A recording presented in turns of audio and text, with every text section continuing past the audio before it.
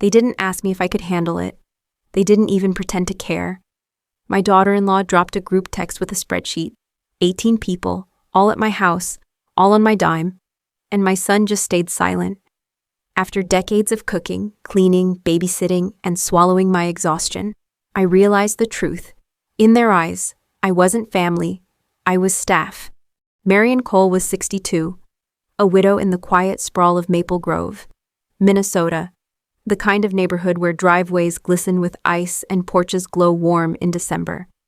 For years she carried Christmas on her back. The lists, the groceries, the roasting pans, the folding sheets, the late-night dishes that stacked like small fortresses in the sink.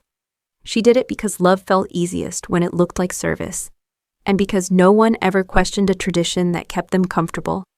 This year the message arrived without ceremony, a chime on her phone and a link. Harper, her daughter-in-law, had posted a group text with a Google sheet, color-coded cells, assignments, deadlines. 18 people for Christmas at Mom's house. Shared budget is tight. Mom handles 3 mains, plus guest rooms, plus toys. Thanks in advance. Evan, Marion's son, saw it, said nothing, and by saying nothing, agreed to everything. Marion stared at the screen long enough to feel the heat drain from her face. The old reflex gathered in her throat. The nod, the cheerful reply, the private math of how to stretch time and money, but it never made it to her mouth. Her silence, for once, wasn't consent. It was the hinge of a door she had never tried to open. She closed the thread and opened another window. Amtrak, Empire Builder, a seat west to Seattle, then a small cedar-framed cabin on Whidbey Island. 9 days of cold air and unshared mornings. December 22nd through January Wart. She filled in the payment fields with steady hands, pressed confirm, and sat very still while the confirmation number landed in her inbox like a new kind of weather. Before dusk, she wrote a note on a plain white card, her handwriting careful and even. House vacant 1222 at 0101. Wishing you warmth wherever you gather. She taped it to the mailbox, straightened it once, and watched it hold fast in the wind. For the first time since she could remember, Marion chose not to perform. No menus, no spare blankets, no basket of toys hauled up from the basement. She would be gone, and they would have to figure it out. The tradition could stand on its own 2 feet or not, but it would no longer stand on hers. At last, enough. In the quiet of her bedroom, Marion kept a shoebox on the highest shelf of the closet. Inside was a letter she had never shown anyone, written in her husband's hand before he died. The paper had yellowed at the edges, but the words remained steady. Try one winter out west, find yourself again. For 7 long years she had folded that letter back into its envelope, telling herself that Christmas needed her more than she needed freedom. Every December the cycle returned, her sacrifice, her silence, her role as the default host. What began as generosity hardened into expectation, until even her son forgot to ask if she wanted the burden. Each holiday carried the same refrain. She would cook, clean, and smile, and they would praise the tradition. The letter whispered louder each year, reminding her that she had a choice, though she pretended otherwise. The weight on her shoulders wasn't only emotional. 2 winters ago, Harper had borrowed her credit file to order stock for an online shop, a desperate move Marion quietly enabled. The debt sat under Marion's name, never repaid, never discussed. She bore the risk in silence, convincing herself that family obligations meant turning the other cheek. That silence became a pattern, a way of disappearing into service, but not this time. Marion's trip west was more than an escape to a cabin by the sea. In her planner, she had circled a date in Seattle, an appointment with a lawyer. The house in Maple Grove would be placed into a trust, its rules rewritten. Holiday hosting would rotate, costs would be shared. No one could simply assume that mom meant free labor. This decision was not born of anger alone. It was a pivot, a restructuring of her life, both legally and emotionally. She wasn't just tired, she was finished with being erased. For Marion, the journey west marked a double break. The end of silent sacrifice, and the beginning of a framework that could protect her from ever being consumed by it again. The letter had waited 7 years. At last, she was ready to live inside its promise. On the afternoon of December 23rd, the SUV from Houston rolled out of the airport parking lot, heavy with suitcases, trays of food, and the chatter of children pressed against the windows. Harper sat in the front, already picturing her mother-in-law's house lit up like always. The dining room table extended, the apple pie cooling on the counter. Marion would have laid everything out, she was sure. That was the rhythm, the tradition. But when they turned onto the familiar street in Maple Grove, the picture shattered. The house was dark, the porch unlit, the curtains drawn tight. The garage stood empty, no folding chairs stacked neatly, no extra tables waiting. Harper's breath caught. She stepped quickly out of the car, heels crunching against ice, and hurried to the mailbox. There, taped neatly at eye level, was a plain white card in Marion's careful script. House vacant 12-22-01 or 001. Wishing you warmth wherever you gather. For a moment, no one spoke. The only sounds were the sharp winter wind whistling through the trees, and a child's thin voice complaining of hunger from the back seat. Evan fumbled with his phone, sending message after message. "Mom, where are you? Are you okay?" A pause, then another vibration. "This isn't funny. This is selfish." The words stung in the silence. Harper slammed the phone down onto the seat, fury rising. "She really left us.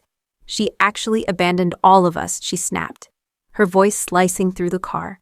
The worry that had flickered only moments earlier turned to anger, shared in the shifting eyes and restless sighs of the others crammed in the SUV.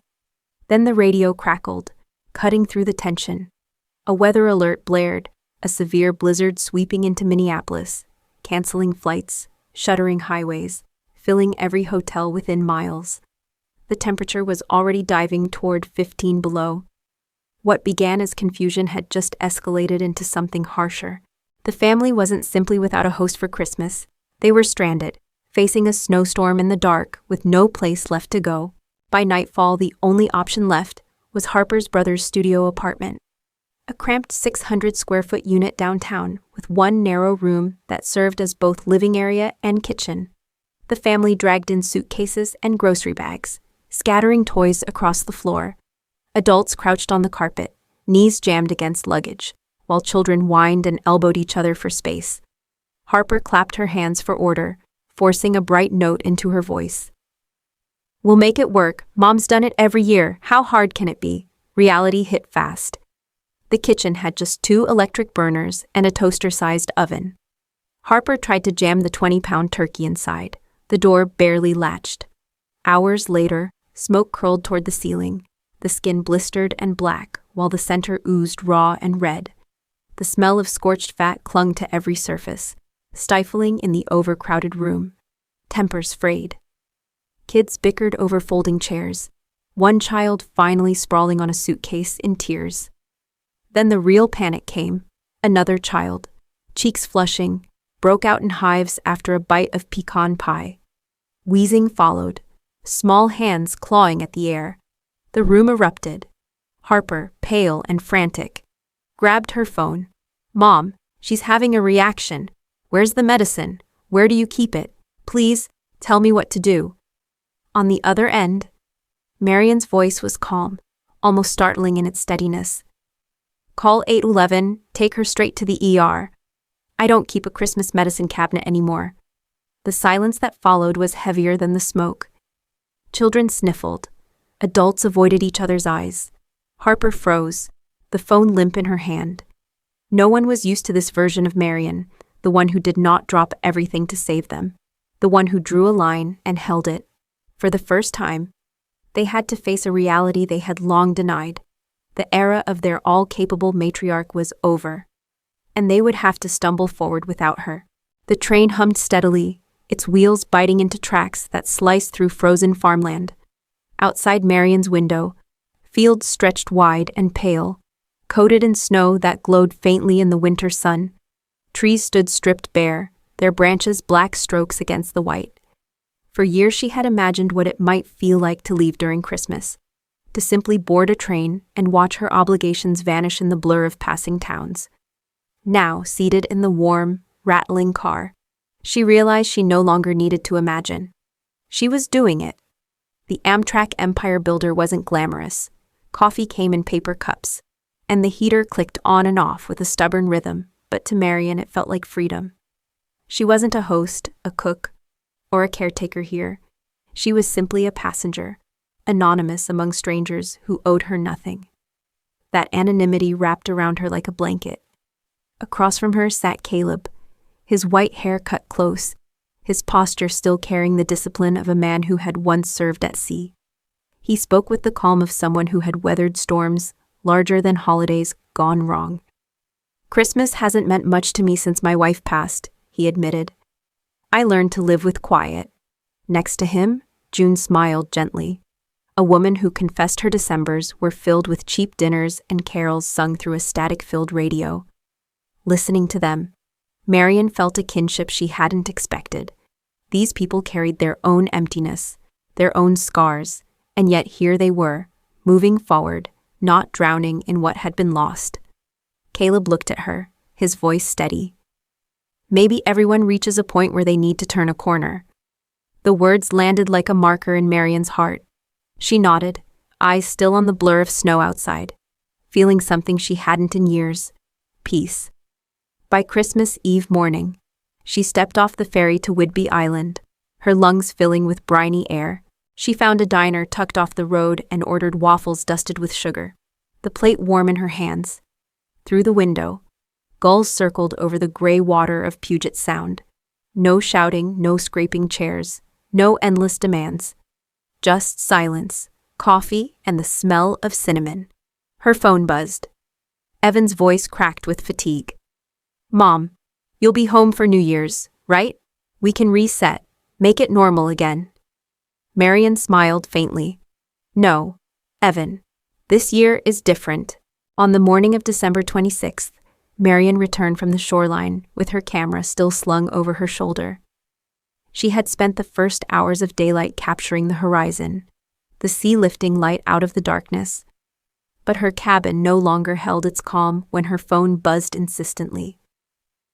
The screen showed Harper's name, then a family video call. She considered ignoring it, but curiosity, mixed with a sense of duty to hear them out, made her swipe to answer. The screen erupted in chaos. Harper, her face tight with fury, filled the frame. Behind her, the cramped studio groaned under the weight of too many bodies and too little space. Suitcases stacked against the wall, toys scattered across the floor, children shrieking as they fought for plastic chairs. Evan slouched in the background, exhausted, shadows sinking beneath his eyes. Christmas was ruined. Harper's voice cut like glass. "All because of you. You put yourself above this family. What kind of mother abandons her children and grandchildren?" The old Marian might have crumbled under those words, but instead she sat still, steady. She tapped a button, shifting the feed. One by one, images filled the screen. A $4,800 receipt for the HVAC repair she had quietly covered.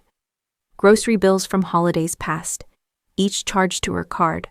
A handwritten log of babysitting hours, weekends and late nights, when she had cared for children so Harper and Evan could disappear for short trips. The noise on the other end faded. For a moment, even the children's wails softened. Marian's gaze stayed firm. "This isn't the first time," she said evenly. "For years I carried the weight and stayed silent. You treated it as if it were automatic, as if I existed only to serve. That isn't tradition. That isn't love." Harper's mouth tightened, but her voice faltered. "You could have told us so we could prepare." Marian exhaled, her tone soft but unyielding. "I did prepare. Back in October, I booked the church hall and catering.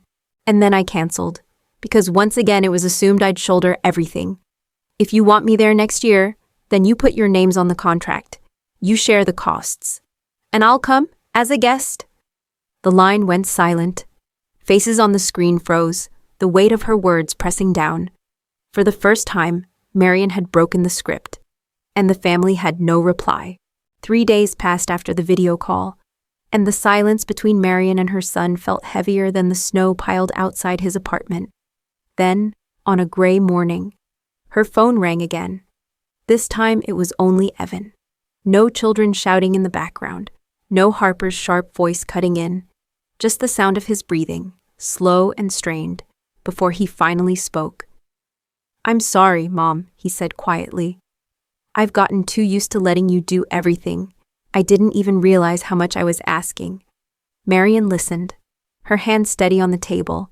She could have unleashed years of anger, but rage was a fire she no longer wanted to feed. Instead, she spoke with the calm certainty of someone who had spent months preparing. "Evan, this isn't about apologies. It's about structure. Things cannot go back to the way they were."